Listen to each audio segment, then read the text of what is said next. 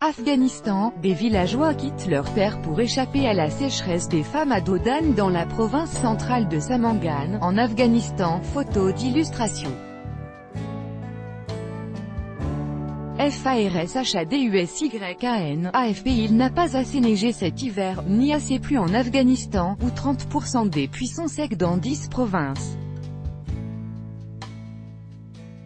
Quelques 500 000 enfants sont directement affectés par la sécheresse, a alerté l'UNICEF il y a plusieurs semaines déjà. L'insécurité alimentaire et les difficultés d'accès à l'eau inquiètent l'agence onusienne, qui a lancé un appel aux donateurs. De nombreux habitants ont dû quitter leur village. Avec notre correspondante à Kaboul, Sonia Ghezali, des millions de dollars sont nécessaires pour pouvoir répondre aux besoins des familles directement touchées. Certains n'ont pas eu d'autre choix que de quitter leur maison pour se réfugier dans les faubourgs des grandes villes. À Herat, dans le nord, 2600 familles déplacées à cause de la sécheresse ont été recensées. Certaines ont trouvé refuge à Kaboul, vivant sans aide dans des conditions précaires. C'est le cas de Safar Mama et Faizoula. Ces deux cousins ont quitté leur village situé dans la province centrale de Samangan il y a un an. Sur leur terre de moins d'1 hectare, plus rien ne pousse. Il y a plus de 3 ans, ils cultivaient du blé, de l'orge, des pastèques et des melons. Moins de 20 € sur des chantiers de construction. Il n'y a plus rien désormais, dit Safar Mama. Nous devions partir parce qu'on avait faim là-bas, on est venu ici pour ne pas mourir. Il n'y avait plus d'eau parce qu'il n'a pas assez neigé durant l'hiver dernier, accompagné de femmes et enfants, et ils partagent désormais une petite maison en terre de 2 pièces dans les faubourgs de Kaboul. Ils gagnent moins de 20 € par semaine en travaillant sur des chantiers de construction. La fille de Faizoula, âgée de 7 ans, va maintenant à l'école. Mais elle ressent toujours une nostalgie. « Ma maison me manque beaucoup. On était dans notre village depuis tout petit », confie-t-elle de sa petite voix.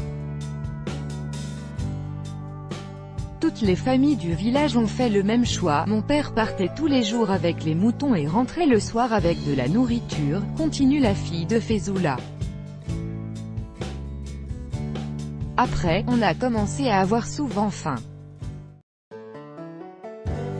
Quand on avait encore les moutons, on avait du lait qu'on buvait avec du pain. Faizoula a dû vendre ses 5 vaches et sa 50aine de moutons à des prix cassés jusque 15 fois moins chers que leur prix initial.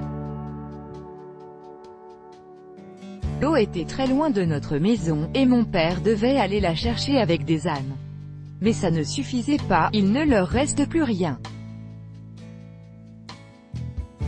Toutes les familles de leur village ont fait le même choix que Safar Mama et Faizoula.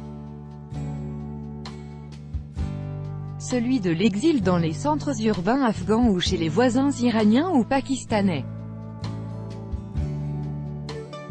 Pour approfondir, Drought Grippe large part of Afghanistan, UNOCHA.org, des millions de personnes potentiellement touchées selon les estimations du Bureau de coordination des affaires humanitaires de l'ONU, OCHA. Les 2 tiers des provinces afghanes sont affectées par un déficit de pluie ou de neige depuis la fin de l'an passé.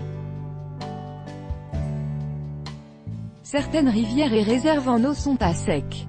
La dernière récolte de blé est totalement perdue, constate l'Organisation des Nations Unies pour l'alimentation et l'agriculture, FAO. Pour l'heure, la sécheresse a déplacé 21 000 personnes installées près de Herat, selon l'OCHA.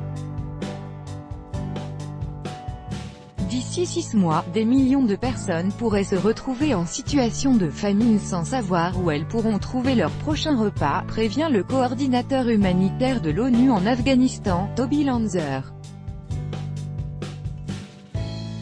Les Nations Unies espèrent éviter des déplacements massifs de population en aidant financièrement les habitants à acheter de la nourriture.